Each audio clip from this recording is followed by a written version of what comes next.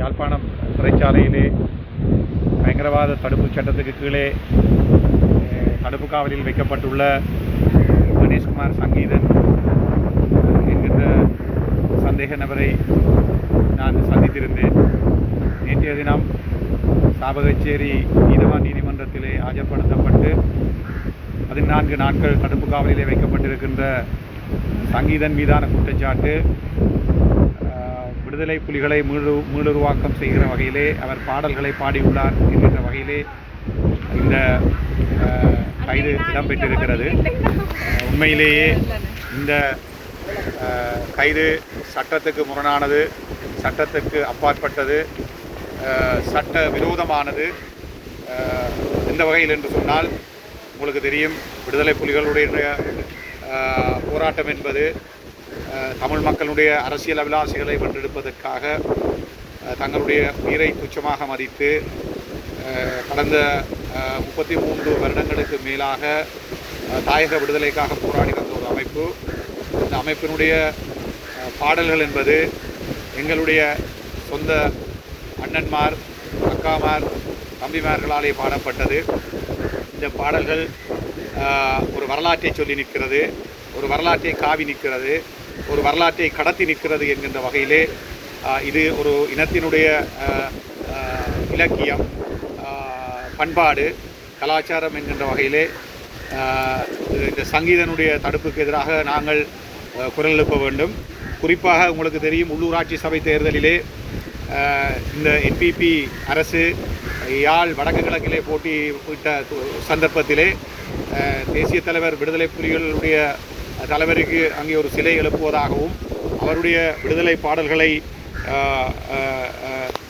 பிரதியாக்கம் செய்து புதிய பாடல்களை அவர்கள் ஒலிபரப்பியிருந்த விடயத்தை நாங்கள் மிக ஆழமாக அறிவோம். அந்த வகையிலே இந்த பாடலை நீங்கள் கேட்டுக்கொண்டால், தனித்து விடுதலை புலிகளோடு இருந்த அந்த தொடர்பாடலை வைத்து விடுதலை புலிகளை முதன்மைப்படுத்தி வெறும் வாக்கு சேகரிப்புக்காக இந்த இன விடுதலை விற்ற வரலாற்றை நாங்கள் பார்ப்போம்.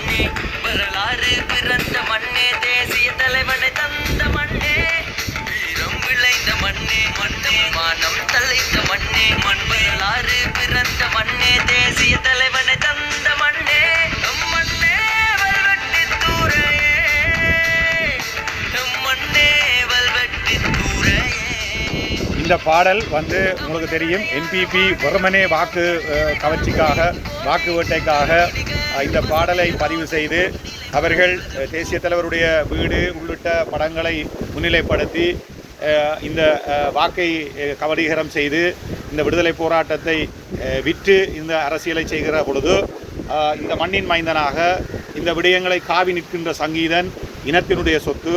நாங்கள் அவரை காவல் செய்து அவருடைய விடுதலை சம்பந்தமாக போராட வேண்டியவர்களாக இருக்கிறோம்.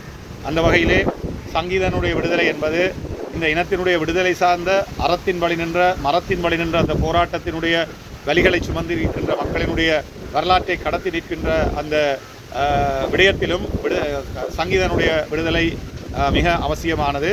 சங்கீதனுடைய அந்த கைது சர்வதேச மட்டங்களிலே நாங்கள் எடுத்து செல்ல வேண்டிய ஒரு பிரச்சனை. NPP அரசாங்கத்தினுடைய இந்த போலியான இந்த முகத்தை இன்றைக்கு நாங்கள் முழுமையாக கண்டிருக்கிறோம். அந்த வகையிலே நாங்கள் இந்த அடக்குமுறைகளுக்கு எதிராக, இந்த ஒடுக்குமுறைகளுக்கு எதிராக தமிழினத்தின் மீது தொடர்ந்து விடுதலை புலிகளினுடைய அந்த போராட்டத்தை நான் ஆதரித்து நிற்பது. விடுதலை புலிகள் ஒரு காலகட்டத்திலே என்னுடைய அரசியல் அபிலாஷைகளை காவி சென்ற அந்த போராட்டத்தை அவர்கள் முன்னெடுத்திருந்தார்கள்.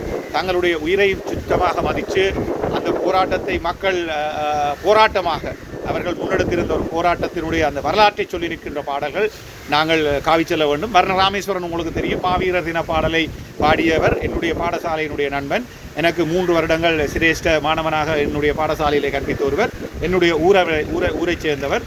அவருடைய அந்த பாடல், மொழியாகி எங்கள் மூச்சாகி நாளை முடிசூடும் தமிழ் மீது உறுதி, வழிகாட்டி எம்மை உருவாக்கும் தலைவன் வரலாறு மீதிலும் உறுதி, விழிமூடி இங்கே துயில்கின்ற வீர வேங்கைகள் மீதிலும் உறுதி, இழிவாக வாழோம் தமிழீழ போரில் இனிமேலும் ஓயோம் என்று உறுதியெடுத்துக் கொண்டு அந்த மாவீரர் துயிலும் இல்லங்களிலே எங்கள் கனவுகளை தாங்கி நிற்கின்ற அந்த தியாகத்தின் படி நின்ற அந்த பாடல்களையும் அந்த அரசியலையும் நாங்கள் பேசியாக வேண்டிய ஒரு சூழலிலே இருக்கிறோம்.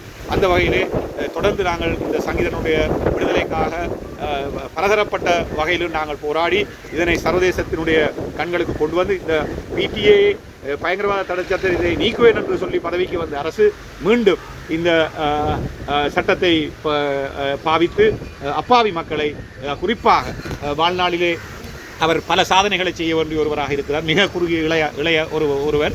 அவர் நான் இப்பொழுது சந்தித்த பொழுது சொன்னார், தனக்கு கனடாவிலே பாடுவதற்கான ஒரு அழைப்பு இருக்கிறது என்று சொல்லியும் அந்த அனுமதிக்காக கனடாவுக்கு செல்வதற்கான அனுமதியை அளித்து நிற்கிற பொழுது அந்த கனடாவுக்கு செல்வதற்கான அனுமதியை தடை செய்வதற்காகவே இந்த விடயங்களை அவர்கள் முன்னிறுத்தியிருக்கிறார் என்ற தகவலையும் அவர் சொல்லியிருக்கிறார். எனினும் நாங்கள் இந்த விடயங்களை அடுத்த நீதிமன்ற தவணையிலே சட்டத்திறனிகள் ஊடாக நாங்கள் இந்த தகவல்களை பாரப்படுத்தி அவருடைய விடுதலைக்காகவும் இந்த அரசினுடைய இந்த அடாவடித்தனங்கள் அடக்குமுறை ஒடுக்குமுறைக்கு எதிராகவும் நாங்கள் குரல் கொடுப்போம். அவருடைய விடுதலைக்காக தொடர்ந்து போராடுவோம். நன்றி, வணக்கம்.